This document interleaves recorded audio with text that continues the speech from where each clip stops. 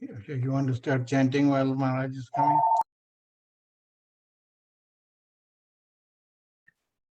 Okay, that's no problem. Namo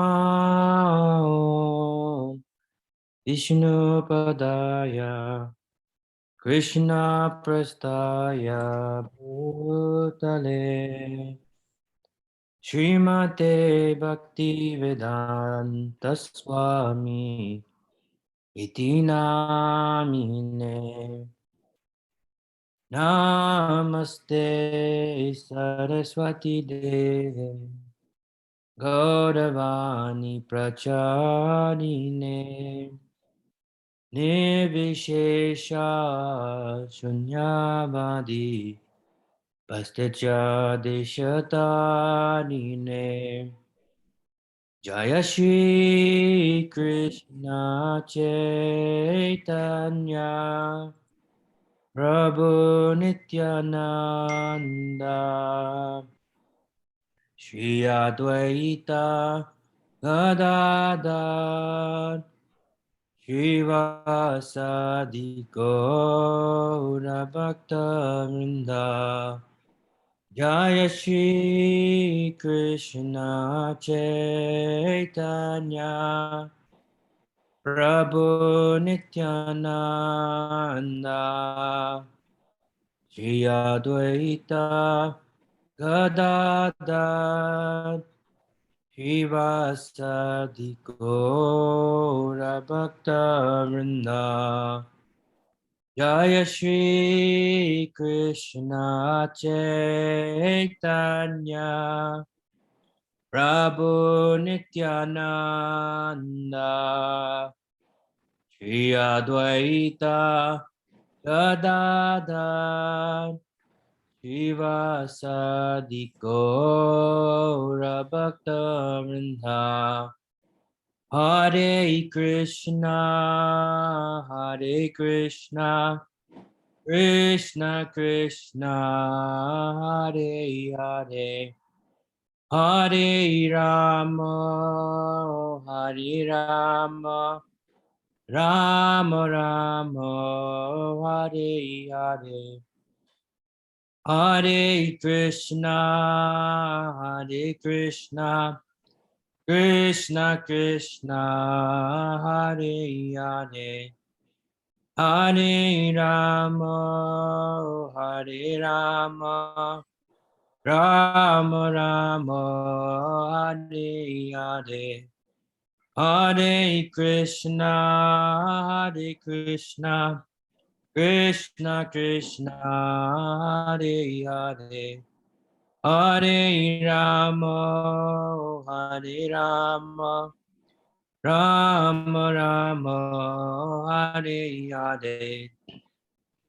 Hare Krishna, Hare Krishna, Krishna Krishna, Hare Hare, Hare Rama, Hare Rama, Rama Rama, Hare Hare, Hare Krishna, Hare Krishna, Krishna Krishna, Hare Hare.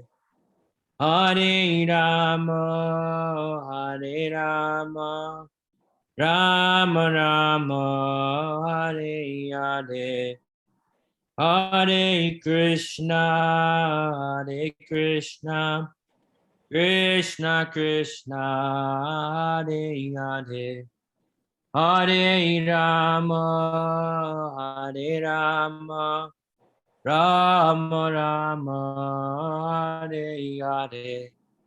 Hare Krishna, Hare Krishna, Krishna Krishna, Hare Hare, Hare Rama, Hare Rama, Rama Rama, Hare Hare, Hare Krishna, Hare Krishna, Krishna Krishna, Hare Hare. Hare Rama, Hare Rama, Rama Rama Hare Hare Hare Krishna Krishna Krishna Hare Hare Hare Rama Rama Rama Hare Hare Hare Krishna Krishna Krishna Hare Hare Hare Rama Rama Rama Hare Hare Hare Krishna Krishna Krishna Hare Hare Hare Rama Rama Rama Hare Hare Hare Krishna Krishna Krishna Hare Hare Hare Rama Rama Rama Hare Hare Hare Krishna Krishna Krishna Hare Hare Hare Rama Okay, Abhishek, stop now. Maharaj will be coming. Okay.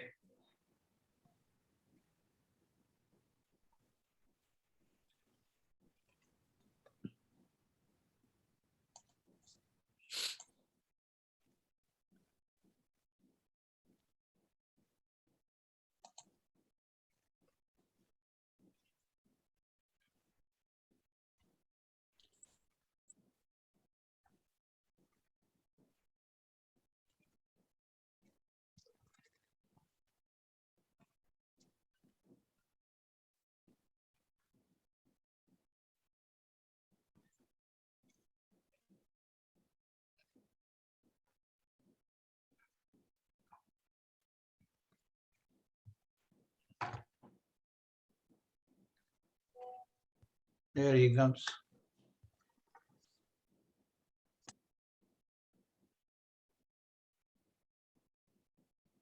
Jai Nita, go to Sundar Prabhu.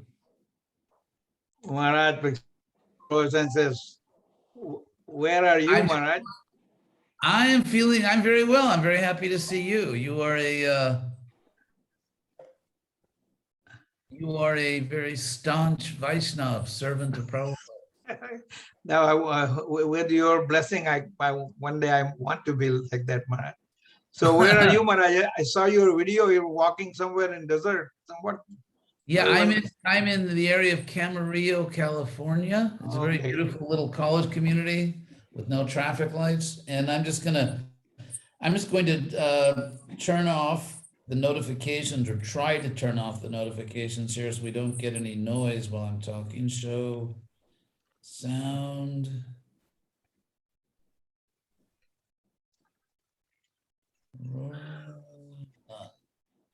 Okay. So I hope everybody is very well. I'm going to proceed to the verse. Actually, let's take a look at the verse. And I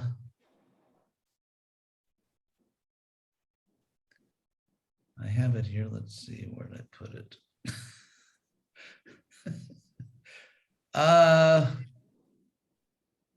Okay, that verse is 1. What's the verse number again? 11:2:35, Maharaj. 11:2:35. Okay, I'll get that right now. And With your purport, Maharaj. yes, I'm not going to read my purport because It is very enlivening, Maharaj. It is up to you what you want to do. let's see here. Yeah, the purport is there. So I strongly recommend that you all read the purport. But if we, so So let's start. So when we read the Sanskrit verse, Yan astaya naro rajan napramadyeta karichit dhavani milyavan etre naskale napatediya. It's a very famous verse. But the first word of this verse is yan. So accepting which. So to understand what that's talking about, we have to go to the previous verse, because the first word of this verse is referring to something that Krishna said in the previous verse. So I'm going to go there. And in the previous verse, Krishna explains what yan refers to. He says, Jevai Bhagavata Prokta, which means those indeed that were spoken by the Lord, that are spoken by the Lord, upaya, the means, the methods, those methods indeed that were spoken by the Lord, he atmalabdiye, literally to regain the soul, or to Prabhupada translates it to realize the supreme soul. Atma, of course, obviously can refer to the supreme soul, or it may refer to the individual soul. It means both. But just somehow regaining the soul or realizing the soul. So those methods that Krishna himself spoke in order to reach the soul, anjak, easily. And this can be done pungsang avidusham, for people who are not very wise, people who are not wise, not great thinkers. And then Krishna says, vidhi bhagavatanitan, know these which are from the Lord indeed. So those means, those methods which can, to reach the soul, methods spoken by the Lord, by which unwise people, people who are not very smart or not very learned, can easily do this, know this, learn now those methods given by the Lord. So that's the previous verse. And so then the verse that Nitai Gaurasundar chose, Yanastaya, accepting which, in other words, those methods, Narorajan, a king, I'm sorry, not a king, a man, a human being, O king, a human being, na pramadyeta, cannot be bewildered ever. This is the, as you all know, the causative passive form of the verb pramad. And so actually, it's not the causative, the optative passive form.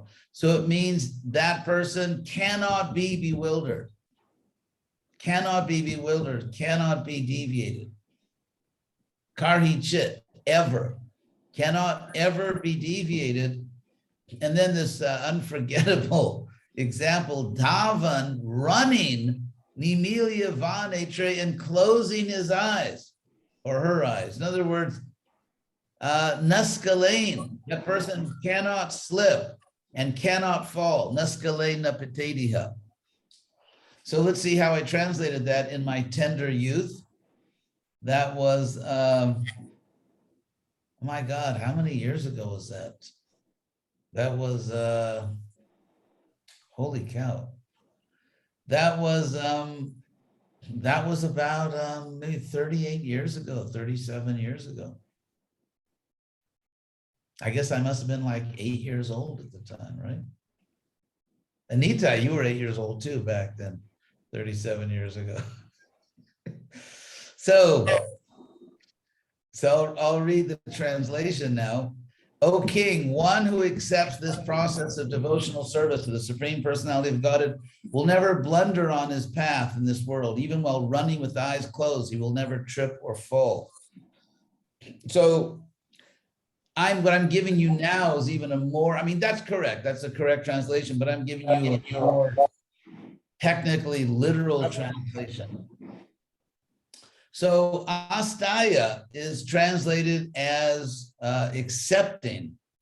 And so what I'd like to do is take you to the sort of the most standard Sanskrit dictionary.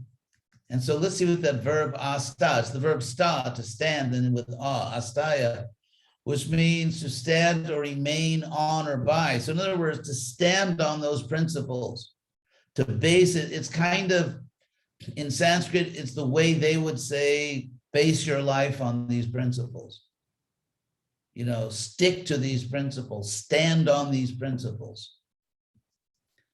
And to stay near, to resort to act according to. So it means acting according to these principles, following these principles, undertaking these principles, performing them, carrying them out, doing them, practicing them, using them.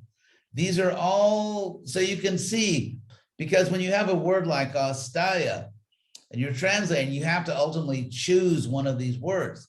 But the point is, it means all of that. And so if someone is fluent in Sanskrit and they hear that word astaya, they're going to hear all of that. Whereas when we hear the word follow or accepting, that's, you know, it's kind of like, it's a correct translation, but there's a lot more in that word, so that if you really know Sanskrit, you're hearing all those shades of meaning. So it really means sticking to something, standing on it, really, you know, committing to it. So yan astaya, so really committing to, depending on, following, living by those principles, which Krishna himself has described, explained. We're talking about principles Krishna himself has taught. So then, Janastaya Naro, a human being, Rajanu king, na pramadyeta. So to understand that word, let's see.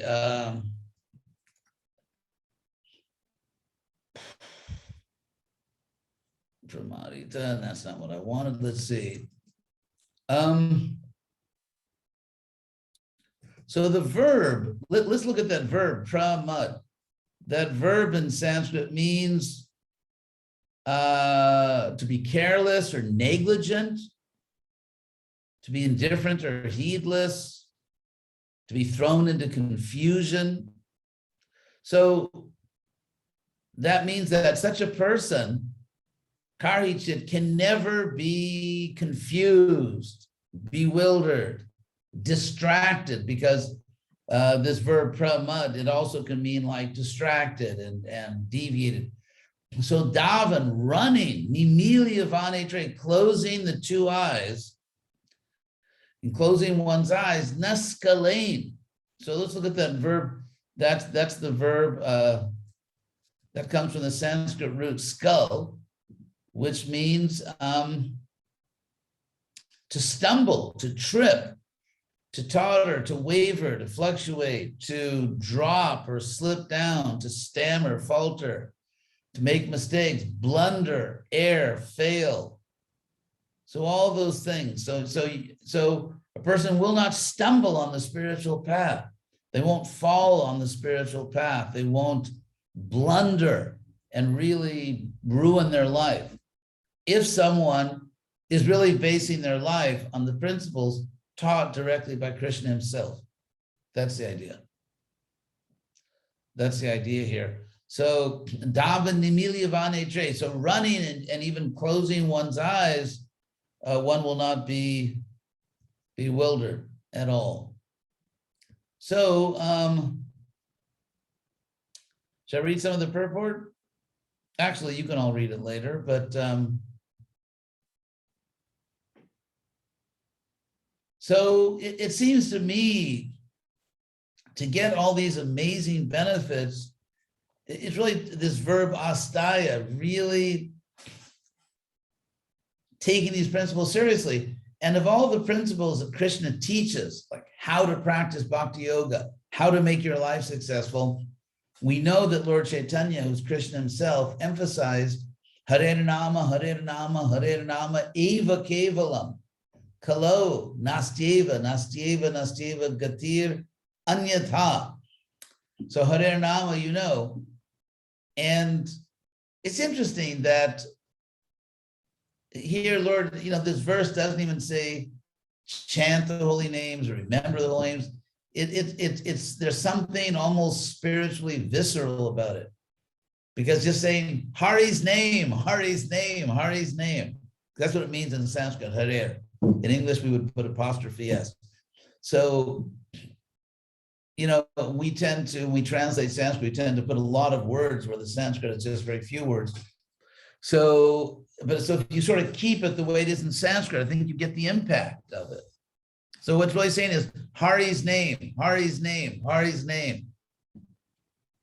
Kalo in this age, in Kali. Kalo just means in Kali, meaning in Kali Yuga. Na asti eva. There is not at all. There's not at all. There's not at all. Gatir. Gatir means progress. The word gati comes from the Sanskrit root gum, which means to go. That's where we get the English word go, ga. And so let's look at that word, gati, because without otherwise, like anyata literally means otherwise, in another way. So otherwise, in another way, there's not at all, there's not at all, there's not at all, gati, otherwise. And so what you cannot do otherwise, apart from the holy name, is gati. So I think it's, you know, worth your time, worth your while to, you know, look at the dictionary and see what does gati mean. Like from the verb to go. So it means going, moving, in that sense, advancing, progress. It means progress. There's no progress. And arriving at, obtaining the path. There's no other path. There's actually no other way, no other path. There's no other progress, and so on. So as we know, it's like, let's say, for example, you're driving somewhere and you're anxious to get there, and suddenly you're in traffic, and you know, let's say you're on the interstate, so you were going 75 miles an hour, now you're going 65, 55, you know, 45, 12 miles an hour, 3 miles an hour, and then you just stop. You just stop. And which of course is possible in Nashville. Abhishek took me to the, you know, the best places to see them. So, hey, Abhishek, you got to tilt your screen. Can hardly see you. The gentleman lawyer. So, as you know, if you're trying to get somewhere and you're just not moving, it's very aggravating. It's frustrating. And so gati means you're moving, you're going, you're progressing. And so without the holy name, you know, there's this danger of being a devotee. I'm a devotee, and I've been a devotee for so many years, and tell your stories, how I came to Krishna consciousness. Everyone's got a story. But if you're not moving, if you're not actually advancing, if you cannot measure your progress and say, okay, last year I was thinking this way, I was acting that way, I'm better this year. I'm closer to Krishna.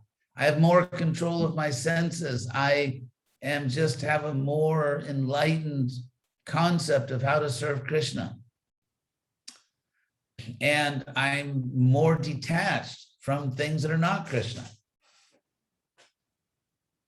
And so it's this movement. It's almost like, I give you examples, it's a funny example, you know, like when dogs are in a car, dogs love to put their head out the window.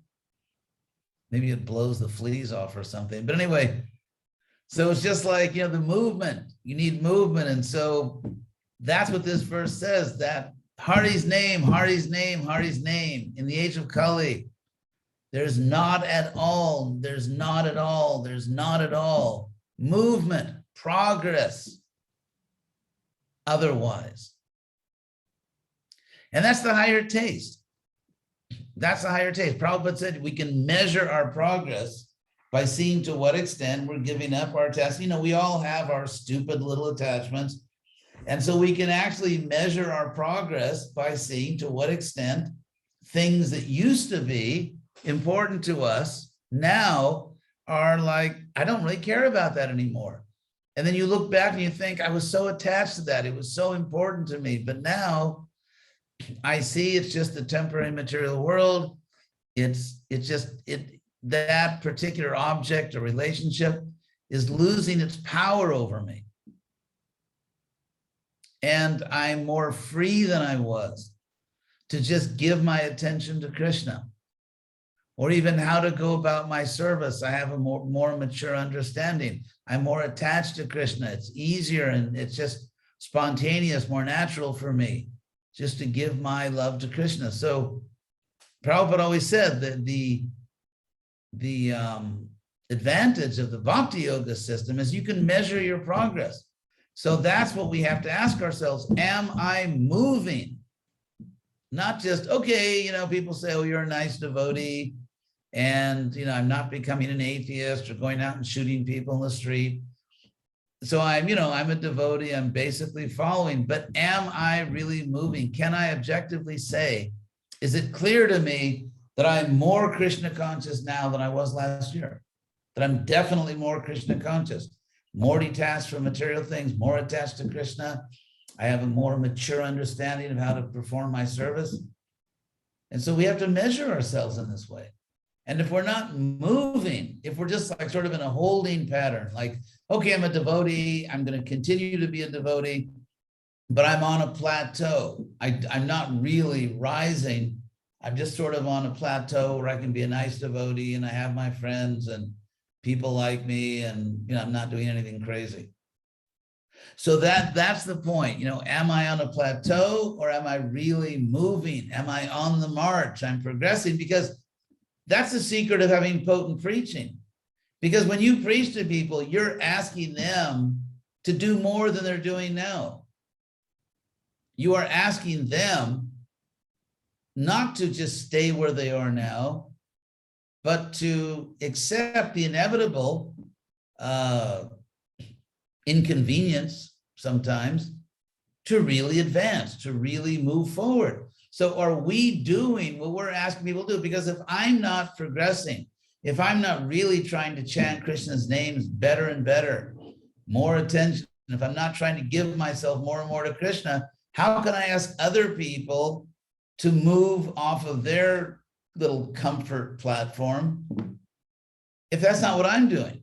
Because someone could say, well, maybe I'm not that Krishna conscious, or maybe I'm not really a devotee like you, but I'm not a bad person. I have a decent life and I sometimes do these things, chant Hare Krishna. So we're asking people to move off of where they are now, to go forward. Are we doing that? So the more that we are actually in motion, poetry in motion, that old song. Say Hari Bol, if you remember that nice old song from the 60s. Anyway, so that's the real point. The real point is that's where the preaching potency comes. The preaching potency comes when you're asking people to do what you are doing. Authenticity. So those methods which were taught by Krishna himself, that's 11.235. I'm just going to open my little Veda base here. And so then the obvious question is, well, what are those methods? And so I'm just going to, it's easier to search the Veda base here. So let's see what Krishna said before. The verses before this. Well, it's just sort of the standard bhakti processes. Anyway, maybe I'll take a moment here and ask if anyone has any questions on these points.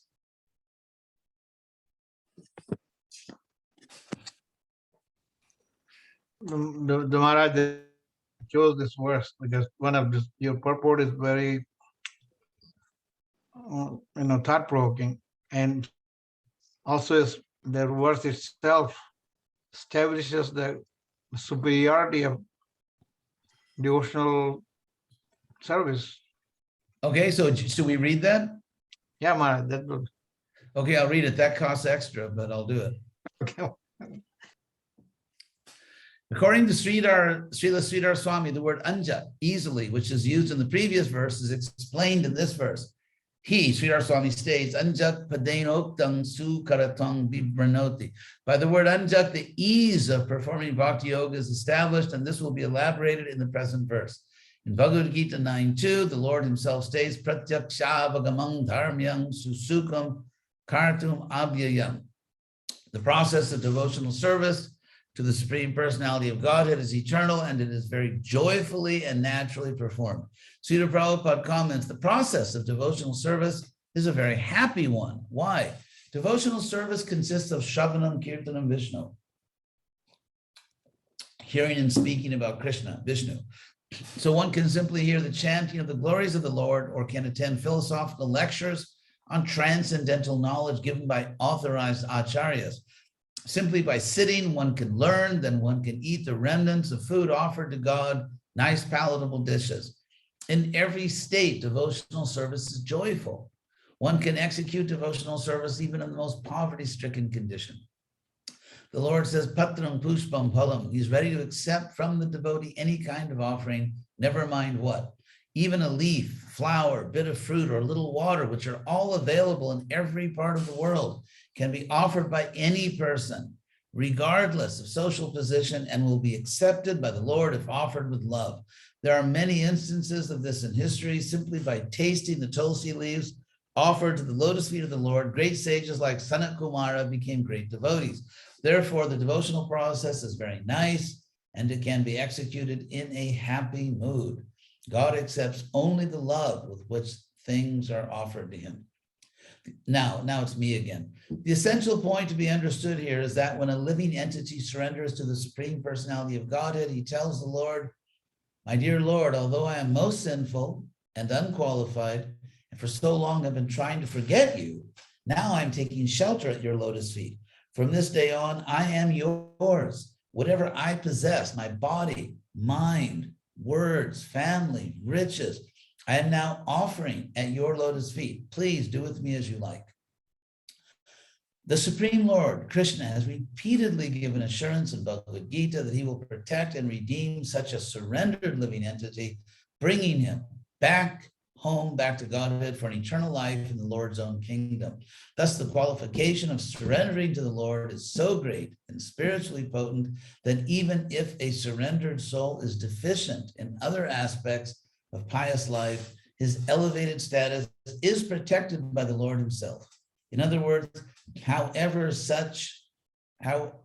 other processes, however, such as yoga, because one depends upon one's own determination and intelligence and does not actually seek shelter of the Lord, one is subject to fall at any moment, being protected only by one's own flimsy, limited potency. Therefore, stated in Srimad Bhagavatam 10.2.32, Aruya Krichena Parang Padang Tatak Patanti Dhonadrata Jusmarangre. If one gives up the shelter of the lotus feet of the Supreme Lord and instead tries to advance in the yoga process by one's own determination, or if one tries to make progress in knowledge by one's own speculative power, surely one will eventually fall again to a mediocre material platform, having no protection other than one's own fallible strength. Therefore, the Vaishnava Acharyas in their commentaries on this verse have illustrated in various ways the vast superiority of bhakti yoga or pure devotional service. In this connection, Sridhar Swami states, Nimilya netre dhavanapi iya eshu bhagavata dharmeshu naskalet nimilanam namanjanam yathahu. Shruti smriti ubhe netre vipranang parikirtite ekena bikala kano tavyam andat prakirtita iti. Quote, even if running with both eyes closed, a devotee on this path of Bhagavata Dharma will not stumble. Closing one's eyes refers to being in ignorance of standard Vedic literature. So, Shruti Smriti Ube Netre Vipranam Prikirtite. So, As it is said, the Shruti and Smriti scriptures are the two eyes of the Brahmins. Lacking one of them, a Brahmin is half blind, and deprived of both, he is considered completely blind. In Bhagavad Gita 10:10 and 11, the Lord has clearly stated that even if a devotee is lacking in Vedic knowledge or ignorant of Vaishnava literature, the Lord personally enlightens him from within his heart if the devotee is actually engaged in loving service to the Lord. In this connection, Srila Prabhupada states, when Lord Chaitanya was in Benares promulgating the chanting of Hare Krishna, Krishna Krishna, Hare Hare, Hare Rama, Rama Rama, Hare Hare, thousands of people were following him. Prakash Ananda, a very influential and learned scholar in Benares at that time, derided Lord Chaitanya for being a sentimentalist. Sometimes philosophers criticize the devotees because they think that most of the devotees are in the darkness of ignorance and are philosophically naive sentimentalists. Actually, that is not the fact. There are very, very learned scholars who have put forward the philosophy of devotion. But even if a devotee does not take advantage of their literatures or of his spiritual master, if he is sincere in his devotional service, he is helped by Krishna himself within his heart. So the sincere devotee engaged in Krishna consciousness cannot be without knowledge. The only qualification is that one carry out devotional service in full Krishna consciousness. Yet this facility given by the Lord cannot justify unauthorized concoctions put forward about the process of devotional service in the name of spontaneous devotion.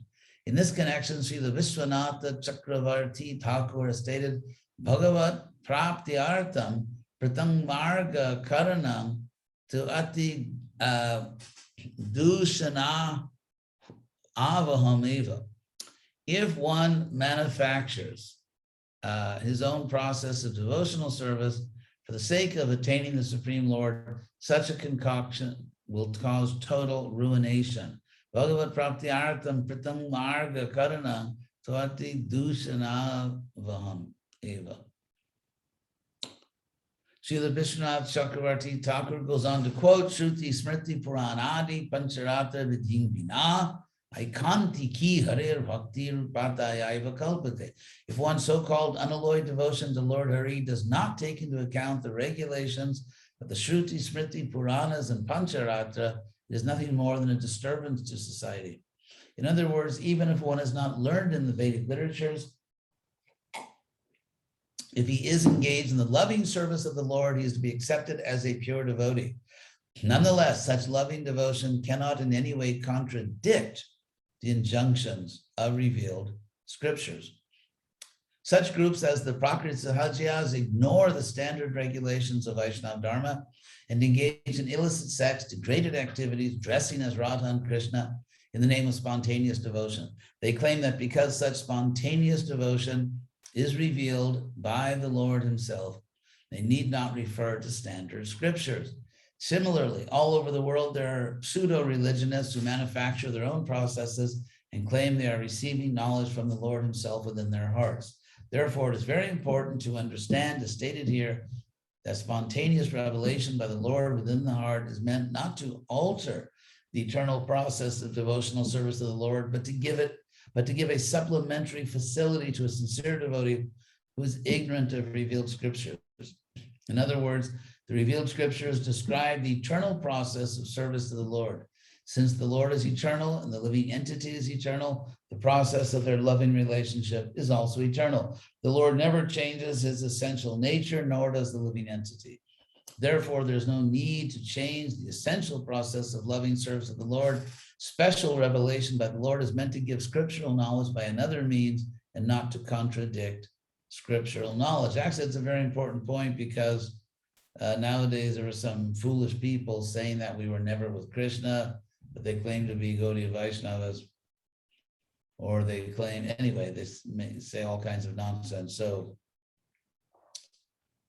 yes, so special revelation does not contradict Krishna's statements in Shastra like Bhagavad Gita.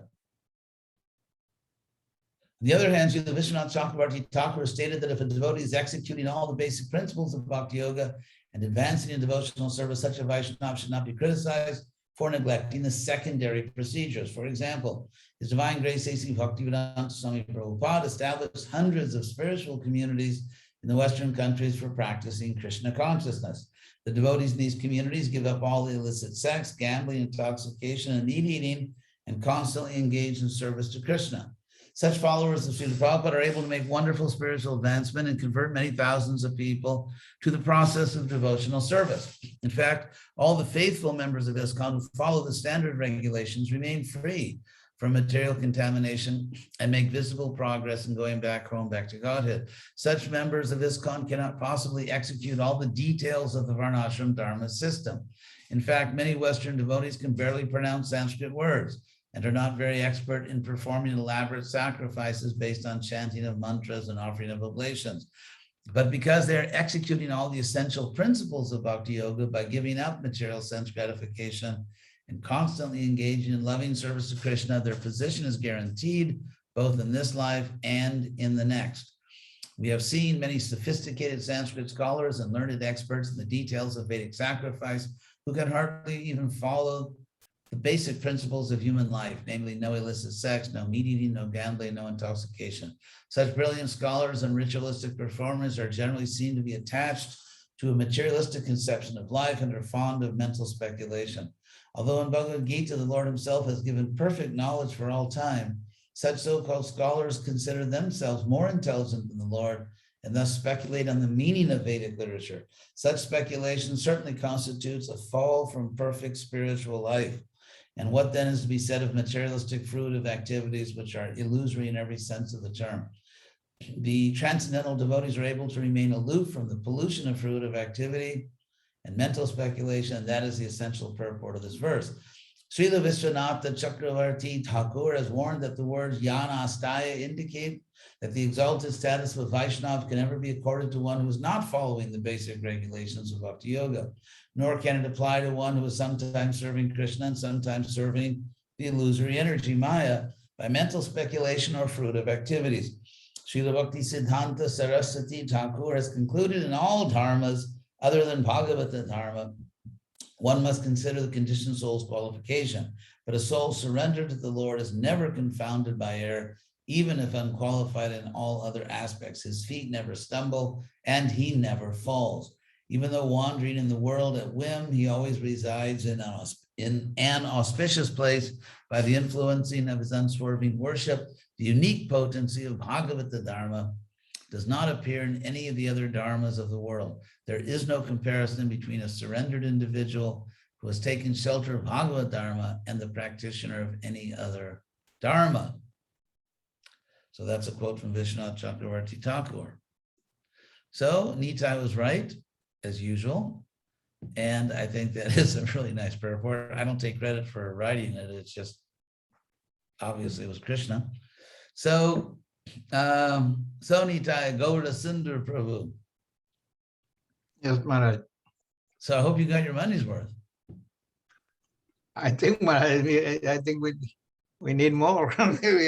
They're so profound, Maharaj. They're just worse. Closing eyes, you'll never fall if you are in devotional life. Closing your eyes and running. And that's very profound. And not then purport, you also explain that you don't have to be conversed in all this Vedic literature and everything. You have to, so that what it indicates toward the faiths we have in and devotion, yeah, and devotion. So, but as Vishwanatha pointed out, that it's traditional to say that the Shruti and Smriti Shastras, scriptures, are the two eyes of the Brahman. So, Nimilya Netre, closing your two eyes, but even if you're not expert in these literatures, still, yes, basically,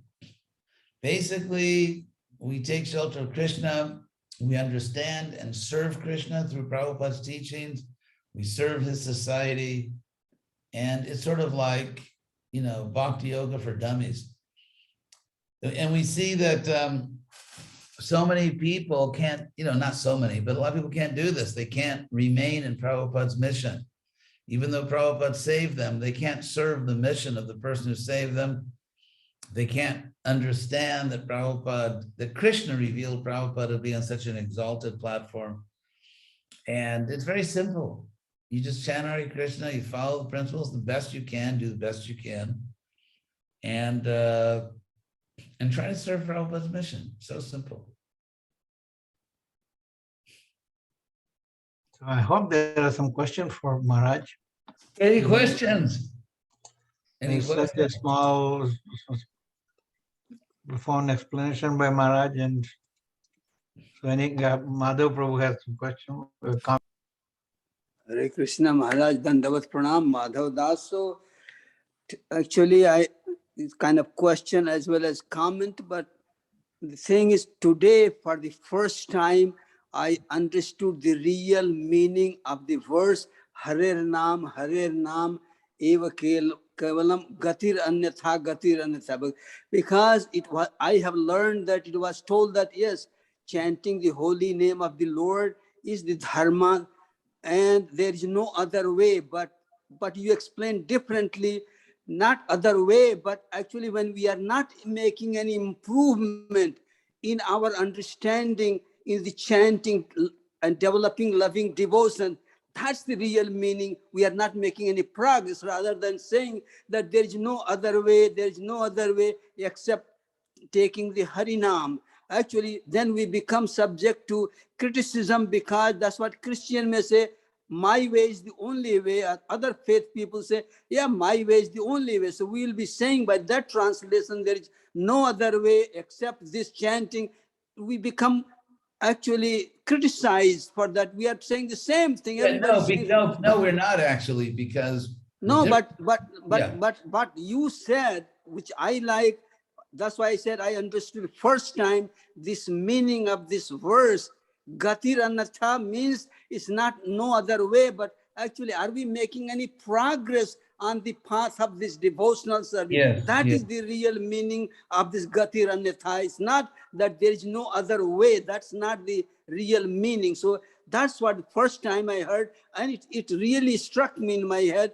This is first time, this is the right mood and the right meaning of Gatir Anatha, rather than there is no other way. That's not the real thing. That's what I wanted to kind of, it's first time I heard this from you. No one ever I knew this kind of explanation. So it's wonderful. That is the real explanation of Gati Anyatha, that we are not making Gati movement in that we are standing still or falling behind.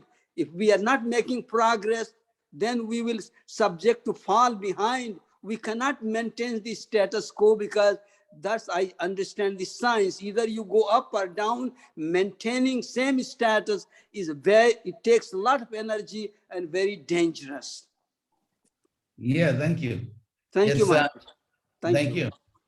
Also, it's interesting because in this verse, which Lord Chaitanya has preached, Hari, Hare Nama, and Hari is sort of like, how should I put it? I mean, obviously it means Krishna, but it also means God. It means the Lord. So the Lord who takes away all of our suffering. So and as Prabhupada always taught, if someone wants to chant some other name of God, if they understand, because all these names of God, it said, there's even a verse in the Bhagavatam, all the powerful names of God who has no name, in the sense that, his name is Krishna, his name is Hari, Rama, Govinda, and so on. These are all, obviously, these are his names. And if someone in a different tradition has another name, but they mean God, they mean the Supreme Lord, who is the absolute person, then they will get some benefit. They will get some benefit. So we are not sectarian. It's true that here is the most advanced science. It's just like, and even in elementary school, there's a little science class. But then someone else is, postdoctoral, doing advanced scientific research. So it's all science, but we are presenting the doctoral, postdoctoral course in God consciousness. It doesn't mean that, so we are not sectarian, we are not tribal. We don't say that you are not worshiping God. We're simply saying you are worshiping God, but here is the advanced science of God. Thank you, Maharaj. Just like, let's say, like same example, let's say if someone's, let's say, like Nitai, he does work in the mental health sciences. And so if we say, all right, he has advanced knowledge because he has a PhD, because he has a lifetime of practical experience, that's not a sectarian claim. That's not a sectarian claim. That is a reasonable claim, which assumes, in fact, to say that Nitai has advanced knowledge in his field is to admit, because if you say advanced knowledge, you're accepting there's also the unadvanced knowledge there, which is also knowledge. It's not all or nothing. It's either you understand the most advanced knowledge or you know nothing. No. At many different levels, people know about psychology, or Abhishek. I mean, he became a lawyer. We'll talk about that later, Abhishek. But Abhishek, he became a lawyer, and so I mean, everyone knows something about the law, even if it's, it's a red light. You have to stop at the red light. That's also knowledge of law. But clearly, for someone to be a competent lawyer, they have to know a lot more, at least about some aspect or department of the law. So it's not a sectarian claim to say that there is a hierarchy of knowledge states that here's more advanced knowledge, there's less advanced knowledge, and in every field. For example, the more advanced, just like, for example, there are some distinguished law professors that do research and publish papers and write books. And, the lawyers for whom that's relevant, they have to study those things. Judges study those books. And so the number of people with very advanced knowledge is much less. And the number of people with, some little knowledge of law, they're much more. So knowledge is always like a pyramid. So we come to spiritual life, the number of people who understand very advanced spiritual knowledge of Krishna, it must be a smaller number. But to say that it's not sectarian to say this is high school level, undergraduate level, master's level, doctoral level, that's not sectarian. It's just describing the actual development of knowledge. And so to say Krishna consciousness is advanced knowledge of God is not a sectarian claim. And that's actually, it's this sense of advanced knowledge, which can be understood by far fewer people. That's exactly what Krishna is talking about when he uses the word guhya in Bhagavad Gita. Raja dharmo, what is it? Raja guhyam. So, in other words, and Krishna, guya tarang maya, I've explained to you knowledge which is more confidential. Or he says to Arjuna that rahasyam ye tarutamam, this is the ultimate confidential knowledge, or the ultimate advanced knowledge. And so that's what those words mean, guhya, rahasya. These words in Sanskrit, it's talking about advanced doctoral, postdoctoral knowledge. So naturally, it's confidential in the sense that the advanced level in any field is known by fewer people, much fewer people. Confidential, not in the sense that it's... Munna, you will have to unmute yourself. Hello? Munna, you have to unmute yourself. Oh, I thought that the bell ringing was indicated that everybody's supposed to give me large donations now. I think so. I thought that's what it meant. Who misled me? That's what Abhishek told me.